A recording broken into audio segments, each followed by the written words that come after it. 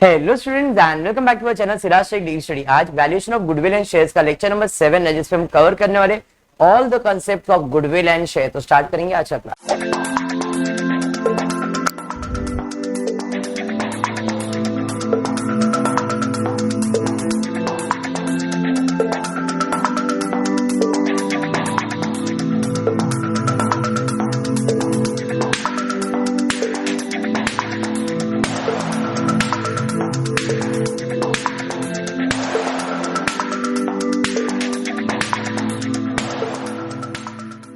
चलिए स्टार्ट कर दे। देखो आज के क्लास में लास्ट लेक्चर रहेगा ये, बट इसके अंदर हम गुडविल शेयर्स के अंदर दोनों मेथड पूरा कंप्लीट करेंगे। नेट एसेट बैकिंग यानी intrinsic value method, yield method and goodwill. Sir ऐसा सम एग्जाम में यस टीवाई बैक के पॉइंट ऑफ व्यू से सोचो, एमकॉम के पॉइंट ऑफ व्यू से सोचो तो इंपॉर्टेंट है, समझ में आया? तो ये सम को अच्छे से प्रैक्टिस करना है। थोड़ा सा अलग भी है ये सम, नॉर्मल भी आ सकता है बट इसको मैंने थोड़ा सा अलग रखा। उसका रीजन है कुछ अलग भी प्रैक्टिस करना नेसेसरी है। ओके, देखते क्वेश्चन क्या दिया। जो मेरे पास टेक्स्ट बुक है इसके अंदर है पेज नंबर, ये वाली टेक्स्ट बुक में पेज नंबर 280, सम नंबर 29। ठीक है, देखते क्या आपको क्वेश्चन दिया है। फजलका limited desire to acquire a controlling interest in Mehlak Limited and furnishes the following information pertaining to the company। आपको इंफॉर्मेशन वगैरह दिया है, प्रॉफिट दिया है, dividend to equity shareholder दिया है, share capital number of shares दिया हुआ है, 10% preference share equity shares, amount paid by the preference share equity shares दिया है, और पैराग्राफ दिया है in this type of business 10% on capital employed is considered to be fair return। fair return मतलब NRR, fair return मतलब NRR, जो अपने को इस इधर भी काम आता है और अगर मेरे को गुडविल सॉल्व करना है तो उधर भी काम आता है। दोनों के लिए कॉमन चीज है ये। चलिए ठीक है। Reserve at the beginning of 2011 stood to be 50,000। कोई रिजर्व यानी कोई प्रॉफिट दिया है 2011 में, हमारे पास opening balance of reserve and surplus था 50,000। क्यों दिया है पता नहीं बट दिया है, क्योंकि अभी तक ऐसा कुछ किया नहीं था, कोई समय आया नहीं था, तो कंफ्यूजन है। हाँ आया है, चलो ठीक है। Goodwill is to be consider, जाना पहचाना दिख रहा है। Goodwill to be consider at 3 years purchase of super profit for the year 2010। Goodwill 3 साल का परचेज सुपर प्रॉफिट मेथड, मतलब 3 into सुपर प्रॉफिट। अब मतलब सुपर प्रॉफिट सॉल्व करना पड़ेगा यहाँ पे, क्योंकि गुडविल आएगा तो आप कैपिटल एम्प्लॉयड फाइंड कर सकते हो। बात समझा? चलिए ठीक है। फिर work out the fair value per equity share. Fair value of equity share पूछा है, मतलब ये दोनों तो सॉल्व करना ही पड़ेगा, उसके अलावा गुडविल भी सॉल्व करना पड़ेगा, और जो भी गुडविल आएगा वो आपके इंट्रिंसिक वैल्यू में आने वाला है। बात समझ में आया? ठीक है, तो कंसेप्ट के अंदर ये और ये तीनों आ गया है, इसी लाइन से पता चल गया। फाइन, आगे देखते हैं आगे क्या दिया है। Also show the exchange ratio in Fazilak Limited has to issue its own shares at 20% premium for the purpose of, क्या है? For the purpose of acquisition है। चलिए ठीक है, कोई नहीं। अगर मैं ध्यान से बैलेंस शीट देख रहा हूं बट बैलेंस शीट तो दिया ही नहीं है, तो सर असेट माइनस लायबिलिटी कैसे करेंगे? अब तक हैबिट ऐसा ही था कि मैं जो कैपिटल एम्प्लॉयड फाइंड करता था वो असेट माइनस लायबिलिटी था, बट कैपिटल एम्प्लॉयड रिवर्स भी होता है, लायबिलिटीज माइनस असेट भी होता है। Capital employed asset minus liabilities भी निकलता है, या तो लायबिलिटीज माइनस असेट भी निकलता है। सर ये आपने कहीं बताया नहीं था। आप अगर 12th स्टैंडर्ड में रहेंगे कभी ऐसा गुडविल का कैलकुलेशन आया रहेगा, नहीं भी आया रहेगा तो मैं आपको अभी एक्सप्लेन कर देता हूं। Capital employed can be assets minus liabilities और लायबिलिटीज माइनस असेट। जब ये सॉल्व करते हो तो आप सारे असेट लिखते हो, फिक्टिशियस असेट नहीं लिखते। माइनस लायबिलिटीज में कौन सा लायबिलिटीज लेते हो? एक्सटर्नल लायबिलिटीज, खाया नहीं। बट जब मैं रिवर्स ऑर्डर में जाऊंगा, लायबिलिटीज माइनस असेट, तो लायबिलिटीज में I will be taking internal liabilities, minus करूंगा मैं एक्सटर्नल असेट, और you can say fictitious asset. फर्क समझ में आया क्या है? इधर सारे असेट फिक्टिशियस नहीं लिखते थे, लायबिलिटीज, एक्सटर्नल लायबिलिटीज, इंटरनल लिखे थे क्या? नहीं, तो आता था कैपिटल एम्प्लॉयड। अब रिवर्स ऑर्डर में जाएंगे तो लायबिलिटी माइनस असेट में इंटरनल लायबिलिटीज यानी कि ओनर का पैसा, equity share, preference share, reserve, ये सब लायबिलिटीज में आएगा। Creditors, trade payable, bank overdraft, debentures नहीं, उसका काम इधर था। लेकिन जब मैं रिवर्स ऑर्डर में जा रहा हूं तो internal liabilities minus fictitious bogus asset, इधर असेट में सब आ रहा था बट यहां पे असेट में क्या आएगा? फिक्टिशियस असेट्स आएगा। फर्क समझा? तो सर हमको कैसे समझेगा? इस सब में असेट्स लायबिलिटीज दिया नहीं है बट इंटरनल लायबिलिटीज और असेट तो दिया है। आप देख सकते हैं क्वेश्चन में इक्विटी शेयर दिया है, प्रेफरेंस शेयर दिया और कुछ भी दिया है क्या? नहीं। उसके अलावा कुछ रिजर्व दिया था, अगर आप ध्यान से लिखोगे एक रिजर्व दिया था ओपनिंग में आपको 50,000, बराबर है। तो हम यहां पे कैपिटल एम्प्लॉयड कैसे सॉल्व करेंगे? तो हम यहां पे कैपिटल एम्प्लॉयड सॉल्व करने के लिए लिखेंगे लायबिलिटीज माइनस असेट्स। अब लायबिलिटीज में कौन सी लायबिलिटीज ली जाएगी? Internal liabilities. तो कौन सी इंटरनल लायबिलिटीज? तो इक्विटी शेयर्स की इंटरनल लायबिलिटीज। देखो क्वेश्चन में इक्विटी शेयर्स के बारे में कुछ तो दिया है, क्या दिया है? तो हमारे पास कौन सा साल चल रहा है? 2011, 12, 13, 13, 14, मतलब 2011 से 2014 का इंफॉर्मेशन दिया है। हम कौन से साल में अभी एक्चुअल में हम लोग कौन से साल में? तो ये हमारा लास्ट ईयर चल रहा है, 2014 ही चलता रहेगा। तो 2014 में इक्विटी शेयर्स कितना है? देखो 15,000। नंबर ऑफ इक्विटी शेयर्स कितना है? 15,000। और इक्विटी शेयर्स पे पेमेंट कितना हुआ है? 10 रुपया। उसके नीचे ही दिया ना 10 रुपया। तो आई कैन से लायबिलिटीज में सबसे पहला लायबिलिटीज मेरे पास क्या है? तो लायबिलिटीज में सबसे पहला लायबिलिटीज है इक्विटी शेयर कैपिटल। कितना? 15,000 इक्विटी शेयर्स, एक का वैल्यू 10 मतलब 1.5 लाख रुपए। अरे समझा आया नहीं? उसके बाद प्रेफरेंस शेयर है सेकेंड। देखो प्रेफरेंस शेयर कैपिटल कितना दिया है? तो मेरे पास लास्ट ईयर में प्रेफरेंस शेयर्स कितना है? 5,000। और प्रेफरेंस शेयर्स का पेमेंट कितना हुआ है? देखो तो प्रेफरेंस शेयर्स का पेमेंट है 40 रुपया। तो 5,000 इंटू 40 करो, कितना आ रहा है? 2 लाख। 5,000 इंटू 40, 2 लाख।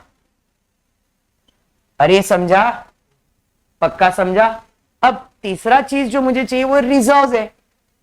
रिजर्व भी तो इसमें ओनर का आएगा ना, तो इसमें हम लोग को ऐड करना है तीसरा रिजर्व्स एंड सरप्लस। कितना लेंगे रिजर्व एंड सरप्लस? जरा ध्यान देना।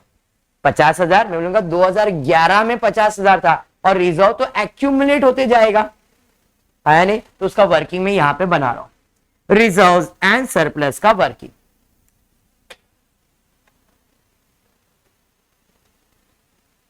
Reserves and surplus.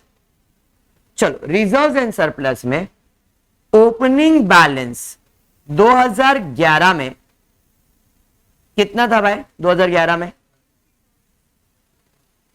50,000, ठीक है।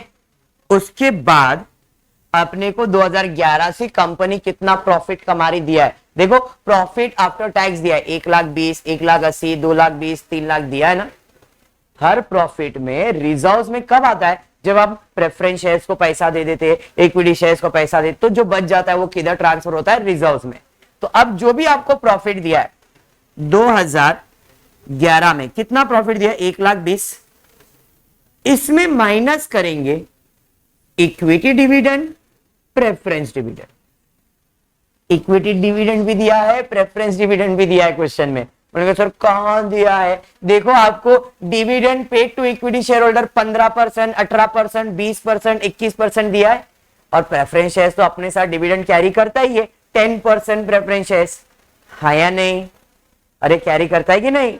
चलिए तो अब हम कैलकुलेट करते हैं इक्विटी डिविडेंड। कैसे कैलकुलेट करेंगे जरा ध्यान देना। 2011, 2012, 2013, 2014, 1,20,000।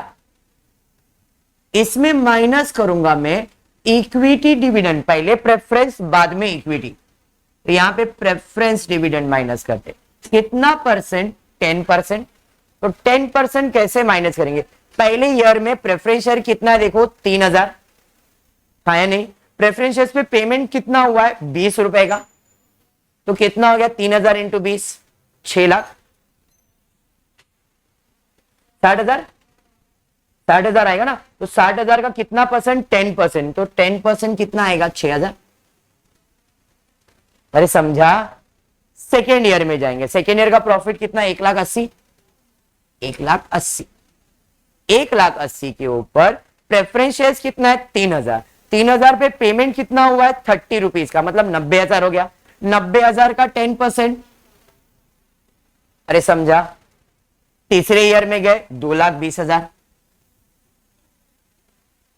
जो चीज मैंने यहां पे लिखा है वही चीज यहां पे वर्किंग बता रहा हूं मैं, समझ में आया। मैं डायरेक्टली इधर प्रॉफिट लिखने वाला हूं, 2011 का, 12 का, 13 का, वर्किंग ये है, आंसर इधर में लिखूंगा, समझा ये आपको। चलिए नेक्स्ट, उसके बाद क्या है, तो 2,20,000 है। इसके बाद equity share, sorry preference share कितना है 5,000, 5,000 पे 40 रुपीज के हिसाब से कितना हो जाएगा 2 लाख, 5 4 20 और 4 0 हो जाएगा। तो यहाँ पे 2 लाख का 10% यानी कि 20,000, हाँ जी 2 लाख का 10% ना प्रेफरेंस शेयर, हाँ 10% है प्रेफरेंस शेयर। तो नेक्स्ट 3 लाख है, तो यहाँ पे प्रॉफिट है 3 लाख। जानवी समझ रहा है, जानवी यहाँ पे प्रेफरेंस शेयर कितना है 5,000, 5,000 पे प्रेफरेंस शेयर पे कितना है 40 रुपया, तो वापस से 2 लाख आएगा, 2 लाख का 10% यानी कि 20,000, ये समझा। अभी इसके नीचे माइनस करूंगा इक्विटी डिविडेंड, इक्विटी डिविडेंड का परसेंटेज अलग अलग है, पहले में 15%, दूसरे में 18%, तीसरे में 20%, उसके बाद 21%, बराबर है। चलिए कैलकुलेट करते।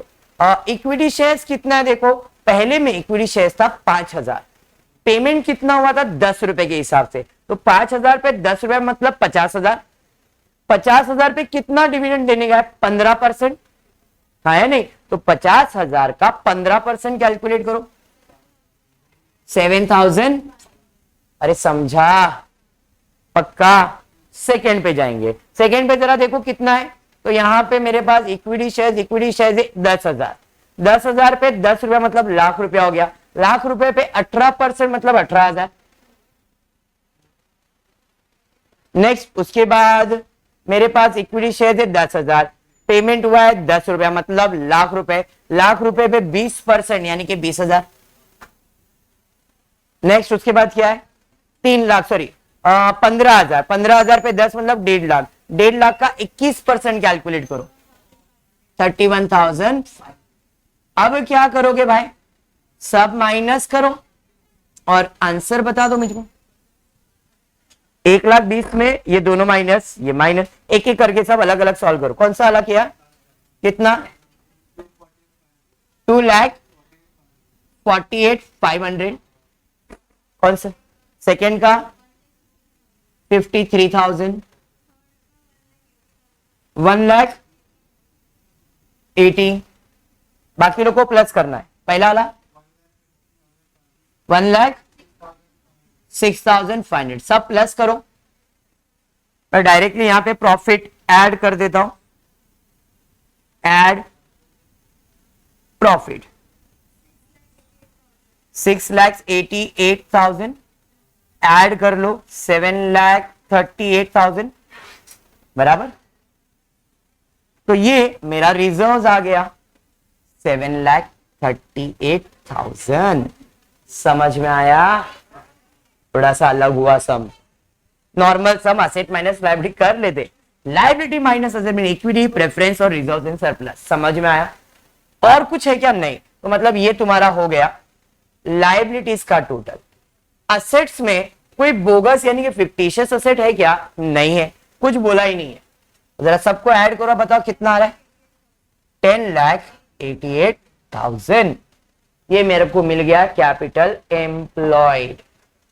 ये गुडविल में भी काम आ जाएगा और यही चीज इंट्रिंसिक वैल्यू में भी काम आ जाएगा, लेकिन इंट्रिंसिक वैल्यू में और एक चीज आता है गुडविल, इधर कैलकुलेशन में गुडविल ऐड होने वाला है। तो यहां पे मुझे कैपिटल एम्प्लॉयड मिल गया 10 लाख, कितना है भाई 88,000, हाँ जी।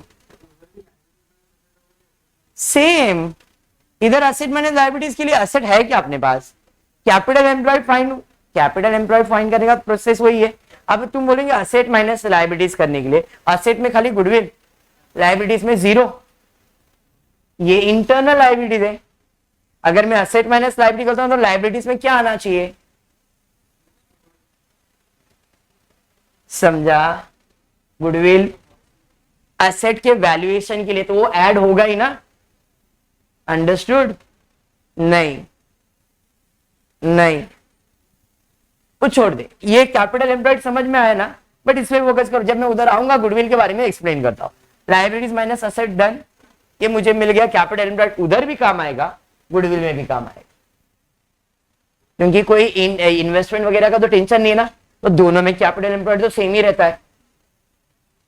गुडविल में इन्वेस्टमेंट आता है, बट ये इन्वेस्टमेंट का प्रोसेस ही नहीं है, सेम कैपिटल एम्प्लॉयड दोनों में रहेगा।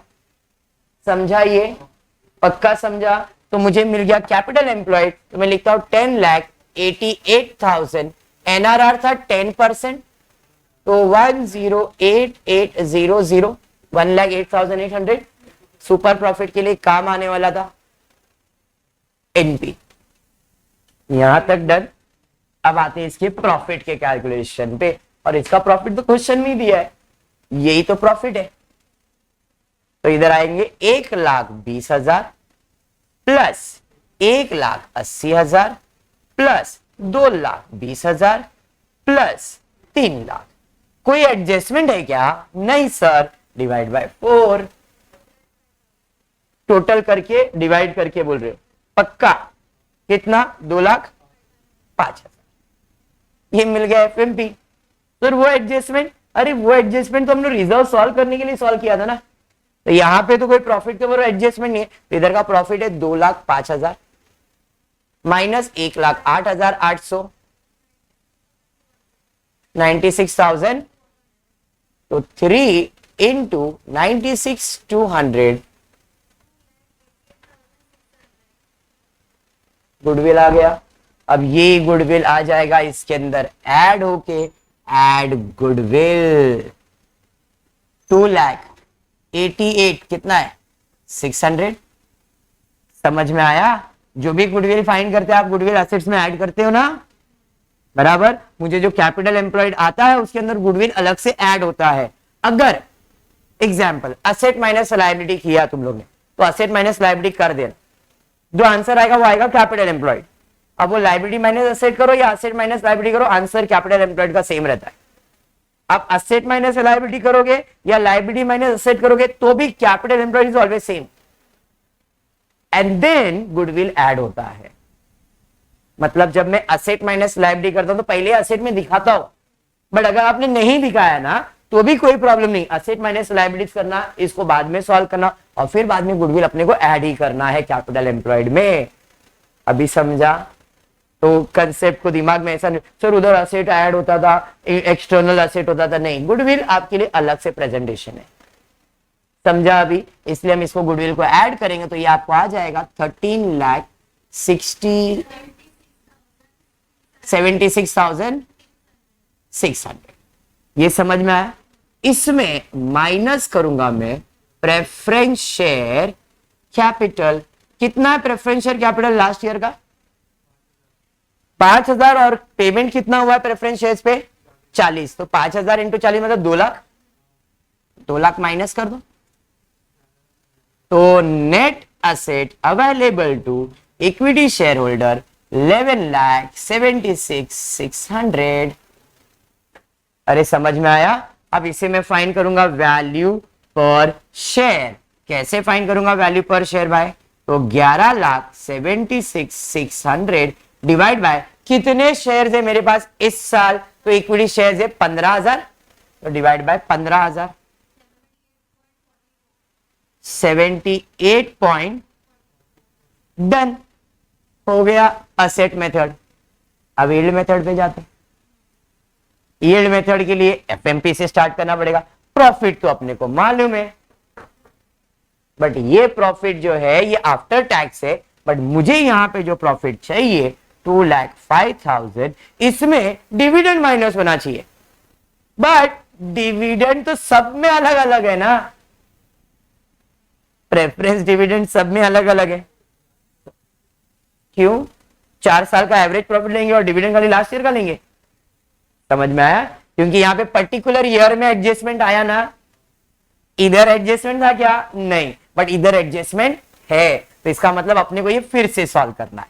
तो इधर फिर से सॉल्व नहीं करेंगे, हमने वर्किंग बनाया ना, उसमें से खाली इतना उठा लेंगे, सेम यही करना है ना। तो आपको क्या करना है, 1,20,000 में 6 minus 9 minus 20 minus 20 minus, understood. 1,20,000 में 6 माइनस करोगे 1,14,000 प्लस 1,80,000 में 9,000 माइनस करेंगे 1,71,000 प्लस 2,20,000 में 20 माइनस करेंगे 2 लाख प्लस 3,20,000 में 20,000 माइनस करेंगे 2,80,000 divided by number of years that is 4। फर्क समझा क्या हुआ प्रॉफिट में? चलिए ठीक है, चलिए डिवाइड कीजिए फटाफट।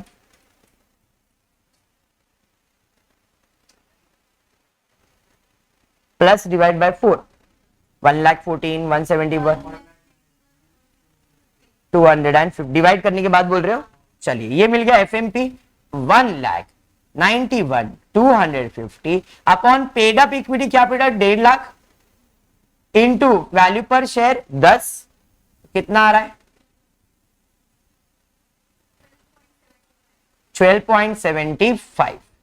इधर आते 12.75 अपॉन 10 इंटू 100 127.5। समझ में आ गया? हो गया। अब तीसरा चीज क्या पूछा था, फेयर वैल्यू। तो भाई फेयर वैल्यू कैसे निकलेगा, असेट यानी कि intrinsic value 78.44 plus 127.5 divided by 2, तो face value will be 102.97। Done with your sum. But इस क्वेश्चन में और एक चीज पूछा, एक्सचेंज रेशियो के बारे में कुछ पूछा है, हाँ या नहीं? क्या बोला था लास्ट लाइन में, देखो एक्सचेंज रेशियो के बारे में पूछा है, work out the fair value of equity share, also show the exchange ratio in Fazalak limited has to issue its own shares at 20% premium for the purpose of this acquisition. Exchange ratio के बारे में पूछा है, तो आप क्या करने वाले एक्सचेंज रेशियो के बारे में? तो भाई मेरे पास कितने शेयर्स अवेलेबल है इक्विटी शेयर होल्डर के लिए, 11,76,600 और कितने शेयर्स है, 15,000 शेयर्स है। मेरे पास 15,000 शेयर्स है और मैं बोल रहा हूं भाई मेरे को एक्सचेंज रेशियो फाइंड करना है। तो एक्सचेंज रेशियो फाइंड करने के लिए आपको एक टॉपिक है मर्जर करके, मर्जर एंड एक्विजिशन। ये सेमेस्टर में क्या शायद अगले सेमेस्टर में आएगा, मर्जर एंड एक्विजिशन। मर्जर और एक्विजिशन का मतलब एक कंपनी दूसरे कंपनी के साथ मर्ज हो रही है या तो उसको एक्वायर कर रही है। तो यहां पे भी तो वही हो रहा है, ये कंपनी को कोई दूसरा कंपनी टेक ओवर करने वाला है। देखो स्टार्ट पे ही दिया था, फजलक लिमिटेड को महाल महक कोई भी है वो जो एक्वायर करने वाली है। तो अब मैं क्या करने वाला हूं, मेरे पास 11,76,600 इक्विटी शेयर्स अवेलेबल है, बराबर है। और एक शेयर का मेरे को कितना पे करने का, 20 रुपीज प्रीमियम, ऐसा कुछ बोला है देखो। तो 20 रुपीज प्रीमियम और मेरे शेयर का कीमत कितना है, 100 रुपीज। नए कंपनी में, नए कंपनी में इक्विटी शेयर्स का कीमत कितना है, 100 रुपया। तो 20 रुपया प्रीमियम पे दूंगा, मतलब 1 रुपया 1,20,000 से 1,20,000 के 120 रुपया आएगा। तो जरा 11,76,600 को डिवाइड बाय 120 करो, कितने शेयर आते देखो। नए कंपनी का face value of the share is 100 rupees, हमारे कंपनी का शेयर वैल्यू कितना है, 10 रुपया, बराबर है। तो 20 रुपया प्रीमियम ऐड करेंगे, 100 में 20 ऐड करेंगे तो कितना आएगा, 120 रुपए। बोलो क्या हुआ, क्वेश्चन में दिया नहीं है। फजलक limited acquire the Mahak limited, और दिया तो है 10% preference shares of 100 each and equity shares of 10 each. हमारे कंपनी का is this type of business the capital employed is considered to be fair, reserves and surplus is given to you. अच्छा नहीं दिया है क्या? अगर नहीं दिया तो 10 रुपए के बेसिस पे कर लो ना, तो इधर 20 रुपया ऐड कर दो, मतलब 12 रुपया कर दो। बात समझ में मैं क्या बोल रहा हूं? 100 रुपया शेयर है तो 120 लो, अगर 10 रुपया शेयर है तो 10 का 20% कैलकुलेट करोगे तो 2 रुपया आएगा। तो 10 प्लस 2 12 रुपया हो जाएगा। डिवाइड करो कितना आ रहा है, मैं 10 के हिसाब से कैलकुलेट करो, बता दो कितना आ रहा है, 98,000 50 बराबर है। अब एक्चुअल में अगर कैलकुलेशन देखने जाओगे तो बोल रहा है मेरे पास 15,000 शेयर्स है, उसके बदले में 98,050, बहुत ज्यादा हो गया ना। तो मे बी अगर ये 100 रुपए का शेयर रहेगा तो इसके रेंज में मिलेगा आंसर। अगर 120 से डिवाइड करते हो तो एक पॉइंट हट जाएगा, मतलब 9,805 आएगा। मतलब नए कंपनी का शेयर 100 रुपए का प्रिंट नहीं हुआ रहेगा, बट यहाँ पे 100 रुपीज का शेयर रहेगा। तो 100 रुपीज के हिसाब से कितने शेयर देंगे, हमारे 15,000 है तो तुमको हम कितने शेयर इशू करने वाले, 9,805 शेयर। अब 10 रुपए के हिसाब से 98,000 शेयर इशू करते हैं। तो इसे हम कहते हैं एक्सचेंज रेशियो। 15,000 के बदले में हम कितने शेयर देंगे एक्सचेंज में, 9,800 या 98,050। समझा? Rare combination, but valuation of shares इतना तो है। समझ में आया? पक्का क्लियर है? तो आज के लिए इतना है। यहाँ पे मैं वाइंड अप करता हूँ valuation of shares and goodwill. Next lecture में कुछ नया टॉपिक को स्टार्ट करेंगे। होपफुली आपको वीडियो पसंद आएगा तो प्लीज वीडियो को लाइक कर देना, फ्रेंड्स ग्रुप पे शेयर करना, चैनल को सब्सक्राइब करना। Thank you for watching the video.